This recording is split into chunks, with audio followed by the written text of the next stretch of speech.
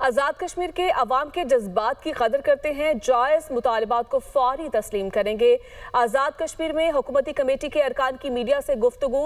احسن اقبال نے کہا کمیٹی عوام کے مسائل کے حل کے لیے ہر ممکن اقدام کرے گی۔ راجہ پرویز اشرف نے کہا صورتحال کو جلد از جلد نارمل کرنے کی کوشش کریں گے، اور ایسے میں رانا ثناءاللہ نے کہا کہ آئین اور قانون کے مطابق راستہ نکالیں گے۔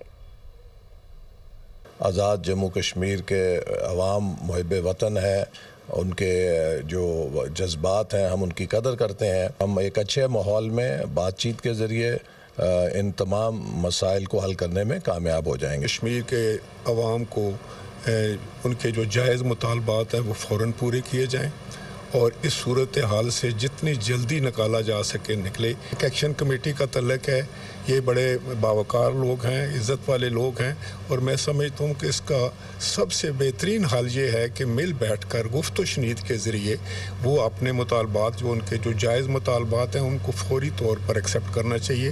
اور عوامی ایکشن کمیٹی کے جو ہمارے بھائی ہیں ان کے ساتھ بات کریں گے، کیونکہ تشدد جو ہے اس سے معاملات الجھتے ہیں، سلجھتے نہیں۔ عوامی ایکشن کمیٹی کے دوستوں کے ساتھ جب ہم بیٹھیں گے تو اس صورتحال میں جو بھی